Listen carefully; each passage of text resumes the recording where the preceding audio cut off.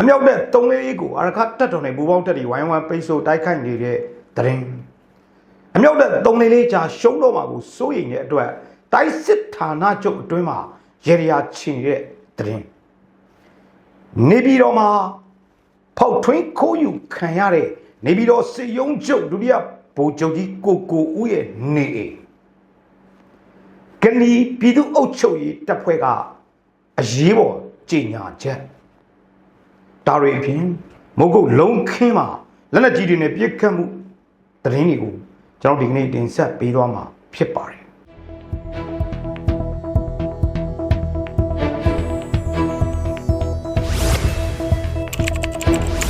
မင်္ဂလာပါမေလ19ရက်နေ့2026နောက်ဆုံးရသတင်းများကိုတင်ဆက်ပေးသွားမှာဖြစ်ပါတယ်ဒီကနေ့နောက်ဆုံးရရှိတဲ့သတင်းတွေကတော့အမြောက်တက်3လေးအေယာဝတီတိုင်းရေကြီးငတိုင်းကျောင်းခွလမ်းပေါ်မှာရှိတဲ့အမြောက်တက်3လေးအပါဝင်ကာကင်းစခန်းတွေကိုအာရခတက်တော်အေရဲ့ပူပေါင်းတက်တွေနဲ့အတူဝိုင်းဝန်းပိတ်ဆို့တိုက်ခိုက်မှုကြောင့်တိုက်ပွဲများပြင်းထန်နေပါတယ်ဒါအပြင်မှာမြောက်တက်3လေးနဲ့ကာကင်းတက်ခွင်မှာအနာသိအကြမ်းဖက်ဗတ်စစ်တပ်ကစစ်သားတွေတက်ဖြက်ထွက်ပြေးမှုတွေလည်းရှိနေတယ်ဆိုတဲ့သတင်းတွေရှိနေရပြီးရေကြီးအမြောက်တဲ့3လေးတက်ရင်အခြေအနေဟာစိုးရိမ်နေရပါတယ်မေလ15ရက်နေ့နံနက်ပိုင်းမှာ၎င်းစိုးရိမ်ရတဲ့အခြေအနေနဲ့ပတ်သက်ပြီးဒုတိယစစ်တိုင်းမှုရဲလင်းအောင်ကိုယ်တိုင်ကစစ်သုံးဟိုက်ဂျက်က2စီးနဲ့နာတခအတိုင်းစစ်ဌာနချုပ်ကိုအပြေးအလွှာရောက်ရှိလာပြီးတက္ကလာနာတခတိုင်းမှုအောင်ကျော်ခန့်ထိုင်မှာအရေးပေါ်တွားရောက်တင်ပြပြီးတက္ကလာအာနာသိအကြမ်းဖက်တက်ရဲ့အေယာဝတီတိုင်းစီရေးအခြေအနေနဲ့ပတ်သက်ပြီးနေမြေအများစုလက်လွတ်ရတာတွေစွန့်လွတ်ရတာတွေနာတခအနောက်တောင်တိုင်းစစ်ဌာနချုပ်တွင်းမှာမကြည်လည်မှုတွေအကြီးအကျယ်ဖြစ်ပွားနေတယ်လို့ကျွန်တော်တို့နောက်ဆုံးသိရှိရပါတယ်တပ်တွင်းသတင်းပေါက်ကြားမှုများမှာတဆင့်နာတခဌာနချုပ်စစ်မှုရန်အောင်မိသားစုဝင်3ဦးကိုလည်းသတင်းပေးပြီးဖမ်းဆီးထားခံရတဲ့အခြေအနေကိုကျွန်တော်တို့ကြားသိရပါတယ်ဒါကြောင့်မို့လက်ရှိအခြေအနေမှာနာတခတိုင်းတခွင်နောက်တော့တိုင်းစစ်ဌာနချုပ်တခွင်မှာအမြောက်တက်3လေးကြာရှုံးမှာစိုးရင်တော့ကြောင့်ဘေးရင်ရရတွေပြုလုပ်နေရတယ်ဆိုတဲ့သတင်းတွေရှိနေပါတယ်ဒုတိယသတင်းတစ်ပုဒ်အနေနဲ့နေပြည်တော်တိုင်းစစ်ဌာနချုပ်မှာဖြာရန်မီးလောင်နေပါတယ်ခင်ဗျနေပြည်တော်တိုင်းစစ်ဌာနချုပ်ဒုတိယဗိုလ်ချုပ်ကြီးကိုဦးရဲ့နေအိမ်ဖောက်ထွင်းခံရပါတယ်ဖောက်ထွင်းခံရမှုတွေအပြစ်မရှိတဲ့အရက်သားဝန်ထမ်းတွေကိုဖမ်းဆီးအကြမ်းဖက်နှိပ်စက်တပ်ဖြတ်ခြင်းများကိုပြုလုပ်ထားပါတယ်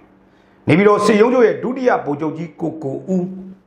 ၎င်း၏ဖောက်ထွင်းခံရမှုနဲ့ပတ်သက်ပြီးအရက်သားဝန်ထမ်းဦးဝင်းမြင့်ဦးမြင့်လေးကိုရိုက်နှက်ရာသေဆုံးသွားပါသဖြင့်၎င်း၏ပိုလီယိုသားဖြစ်သူနှစ်တူကိုလည်း1008နှစ်ခြာထားတဲ့အခြေအနေတွေနဲ့ပတ်သက်ပြီးရတောင်းဝန်ထမ်းဦးဝင်းမြင့်ကိုတပ်ဖြတ်သူများဖြစ်တဲ့ဗိုလ်မှူးအောင်ကျော်မြင့်တက်ကြက်ကြီးတင်ထွန်းတက်ကြက်ကြီးစော်ဦးတက်ကြက်ကြီးကျော်မျိုးလွင်တို့အပါအဝင်တက်ကြက်ကြီးအောင်ဆန်းဦးရဲဘော်အောင်နဲ့ရဲဘော်စန်းကိုတို့ကိုအရေးမယူပဲဥပဒေမဲ့ဆောင်ရွက်နေတဲ့အခြေအနေတွေနေပြည်တော်တိုင်းစစ်ဌာနချုပ်မှာဖြစ်ပေါ်နေပါတယ်ဗိုလ်ချုပ်ကိုဦးရဲ့နေဟာ2025ခုနှစ်ဖေဖော်ဝါရီလမှာဖောက်ထွင်းခံခဲ့ရပါတယ်ပစ္စည်းပျောက်ဆုံးမှုနဲ့ပတ်သက်ပြီးတော့ဒုတိယဗိုလ်ချုပ်ကြီးကိုဦးရဲ့နေရင်အနီးမှာနေထိုင်တဲ့စစ်အင်ဂျင်နီယာတပ် GE 6ခွန်စောက်လို့ရေးတပ်မှရေမီးတာဝန်ခံရတောင်းဝန်ထမ်းဦးဝင်းမြင့်ဦးမြင့်လေးကိုဖမ်းဆီးတဲ့အပြင်၎င်း၏သားဖြစ်သူပိုလီယိုဝေဒနာရှင်အုံနောက်ကျမ်းမာရေးချိုရင်းနေတဲ့လူငယ်တူ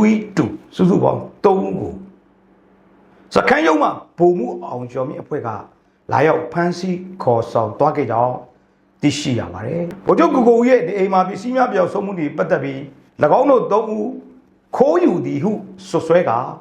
300ခန့်ရှိတဲ့အရက်ပလင်းတွေလည်းပါဝင်တယ်လို့သိရှိရပါတယ်ဒီအခြေအနေကြောင့်ဖမ်းဆီးခံအပြစ်မဲ့ရသားဝန်ထမ်းများကိုစစ်မေးရာအကြမ်းဖက်ခြင်းကိုတိလက်ရောက်ကျူးလွန်ခြင်းနှိပ်စက်ခြင်းတပ်ဖြတ်ခြင်းများကြောင့်ရသားဝန်ထမ်းဦးဝင်းမြင့်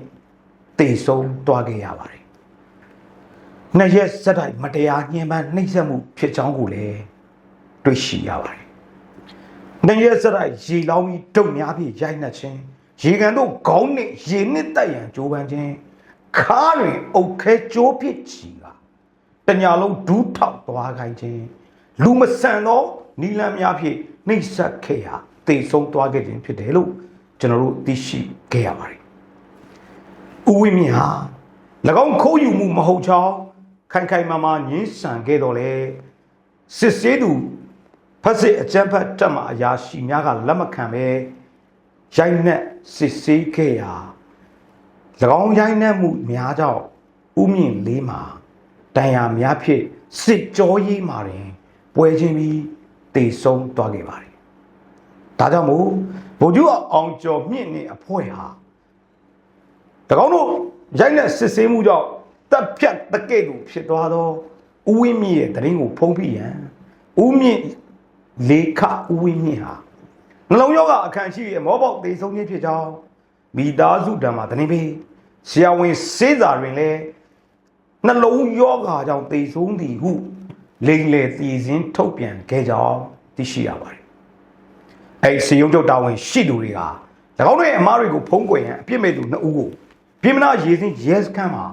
မတရားချုပ်နှောင်ပြီးခိုးမှုနဲ့တရားစွဲကထောင်ဒဏ်8နှစ်ချမှတ်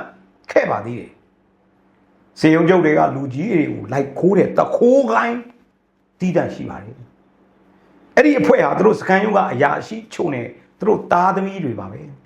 သူတို့စကန်ယုံကသူတွေပဲအဖွဲ့လိုက်အိမ်ကြီးလိုက်ဖောက်ပစ္စည်းတွေခိုးရပါပစ္စည်းတွေကိုသူတို့စကန်ယုံကကိုယ်ပိုင်ကားရှိတဲ့သူတွေတိုက်စီကားတွေကိုယ်ပိုင်ကားတွေနဲ့ခိုးထုတ်တည်ယူသွားကြတာပါအပြောသလိုနောက်သလိုနဲ့အဲ့လိုလုပ်တဲ့လူငယ်အဖွဲ့တေဆုံးသွားတဲ့ဦးဝင်းမြင့်နဲ့ဦးမြင့်လေးအခုထောင်ချခံရတဲ့ပိုလီယိုဝေဒနာရှင်သားနဲ့တူကမတရားခံခဲ့ကြရတာပါဒါပေမဲ့ဘယ်သူမှမရက်တီနိုင်ကြဘူးမရက်တီရဲကြဘူးလို့နေပြီးတော့တက်တွင်းသတင်းရင်းမြစ်များကပြောကြပါတယ်၎င်းပြင်တေဆုံးသူဦးဝင်းမြင့်ဇနီးမိသားစုများကိုလည်းစစ်အင်ဂျင်နီယာတက် GE 6ခွန်တက်မှအလုတ်ထုတ်ပယ်ခဲ့ပြီးမိသားစုဝင်တွေကိုလိုင်းကန်းကမောင်းထုတ်ခဲ့ကြပါတယ်တခုကဲ့သို့ဥပဒေမဲ့မှုအခြေအနေတွေဟာနေပြည်တော်တိုင်းစစ်ဌာနချုပ်နဲ့ဗိုလ်ချုပ်ကြီးအဆင့်ရှိတဲ့အတိုင်းအဝိုင်းမှာတရဇက်ဖြစ်ပေါ်လျက်ရှိပါတယ်နောက်တဲ့သတင်းတစ်ပုဒ်နေညောင်ကျိုးကိုခွေးလက်ကတက်လာတဲ့ဖက်စစ်တပ်စစ်ကြောင်းကိုအရခတက်တော်အေကတရဇက်အပြင်းအထန်တိုက်ခိုက်မှုကြောင့်တက်လန်နောက်ဆုတ်သွားတယ်ဆိုတဲ့သတင်းရှိနေပါတယ်ပတောင်းမျိုးနေညောင်ကျိုးကြေးရွာမှာမြေကောင်းတူပြီးတက်လာတဲ့အာဏာသိမ်းစစ်ကြောင်းတစ်ခုလုံးကိုအရခတက်တော်ကတိုက်ခိုက်ချေမှုန်းဖက်စစ်တပ်အနေနဲ့ဇွဲမလျှော့ပဲအသေးခံတက်လာတဲ့အခြေအနေကိုကျွန်တော်တို့တွေ့ရပါတယ်တပ်ဖွဲ့ဝင်တွေနဲ့စုပေါင်းလာတဲ့စစ်ကြောင်းတိုက်ပွဲဖြစ်နေရတော့ကြာပါပြီမြေကောင်းတူပြီးတက်လာတာလှိုင်ကောင်းနဲ့တက်လာတာအာရခတက်တော်အေကအသစ်ဆောင်ကြုံပြစ်ခတ်တိုက်ခိုက်မှုကြောင့်အထိနာပြီးနောက်ပြန်ဆုတ်သွားတယ်လို့သိရှိရတယ်ညောင်ကျိုးကိုမြေကောင်းတူပြီးတက်လာတာအခုတော့ဘာတက်နိုင်သေးလဲလို့ဒေသခံတွေကပြောဆိုနေကြပါတယ်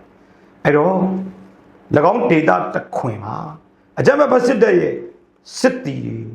အကြဆုံးများပြားနေတာကြောင့်လေနေနဲ့ညောင်ကျိုးကျေးရွာအပါဝင်ပတ်ဝန်းကျင်ရွာတွေကိုလည်းအချိန်ကြီးဘုံကျဲတိုက်ခိုက်ခဲ့ကြောင်းသိရှိရပါတယ်နောက်ထပ်သတင်းတစ်ပုဒ်အနေနဲ့မကြခင်ဗမော်မှာတိုက်ပွဲပြင်းထန်တော့မယ်ဆိုတဲ့သတင်းကိုတင်ပြချင်ပါတယ်ကချင်ပြည်နယ်ဗမော်မှာလက်ရှိတိုက်ပွဲများပြင်းထန်စွာဆက်လက်ဖြစ်ပွားနေပြီးစစ်ရေးပြင်းထန်လာမယ်လို့ကချင်လွတ်လပ်ရေးအဖွဲ့ KIO ရဲ့သတင်းနှင့်ပြန်ကြားရေးဌာနကထုတ်ပြန်ချက်မှာပါရှိပါတယ်မေလ15ရက်နေ့ညနေပိုင်းဖက်စစ်တပ်ရဲ့ထပ်ပါရ933တပ်ရင်းက KIA ပူးပေါင်းတပ်တွေနေရာရတဲ့9မိုင်ကွန်ပျူတာတက္ကသိုလ်အနီးကိုဒရုန်းတွေလက်နက်ကြီးတွေနဲ့ပြစ်ခတ်ထိုက်ခိုက်ခဲ့တယ်လို့ဗမော်မြို့စကခ21ကစစ်တပ်ရဲ့လေရင်စစ်ထောက်ပံ့ရေးပစ္စည်းတွေနဲ့စစ်တပ်လေကြောင်းခီးနဲ့ဖြည့်တင်းခဲ့ကြောင်းသိရှိရပါတယ်။ဂျပန်ပရက်စစ်တပ်အနေနဲ့ဗမော်မြို့မှာတနစ်ကြော်ကြာခုခံနေတာဖြစ်ပြီးစစ်ပွဲတွေဟာဆက်လက်ပြင်းထန်လာနိုင်တယ်လို့ KIA ရဲ့သတင်းနှင့်ပြန်ကြားရေးဌာနကထုတ်ပြန်ထားပါတယ်။ KIA ပူးပေါင်းတပ်တွေဟာ 2024ဒီဇင်ဘာမှာဗမော်မျိုးတိမ့်တိုက်ပွဲပေါ်ဆောင်ခဲ့တာဖြစ်ပြီးတစ်နှစ်ခွဲကြာတဲ့အထိတိမ့်ပိုက်နိုင်ခြင်းတော့မရှိသေးပါဘူးလက်ရှိမှာဗမော်ကိုစစ်ကူတက်လာတဲ့ရွှေကူမြို့နယ်မှာတိုက်ပွဲတွေပြင်းထန်နေပါတယ်ရွှေကူမြို့မှာအကြမ်းဖက်စစ်တပ်ဟာအင်အားထောင်နဲ့ချီစုပွဲစစ်ချောင်းထိုးနေတယ်လို့မေလမကုန်မီဗမော်တို့အရောက်လာပြီဖြစ်ပြီးစင်ခန့်ဒေတာကိုသိမ့်ပိုက်နိုင်တယ်လို့စီစဉ်ထားကြောင်းသတင်းများထွက်ပေါ်နေပါတယ်နောက်ထပ်ဖားကန့်မြို့နယ်ကိုလည်းအကြမ်းဖက်စစ်တပ်ဟာစစ်တောင်း၃ချောင်းနဲ့ထိုးလာတယ်လို့KIA ပူးပေါင်းတပ်တွေက drone ကြားပြတ်တိုက်ခိုက်ခြင်းတွေနဲ့ခုခံစစ်ကိုဆင်နွှဲနေတယ်လို့သိရပါတယ်စစ်ကောင်စီရဲ့တပ်မ99နဲ့တပ်မ33ပူးပေါင်းတပ်တွေစစ်ကြောင်းထိုးလာတယ်လို့ KIA ကထုတ်ပြန်ထားပါတယ်တိုက်ပွဲများပြင်းထန်နေတဲ့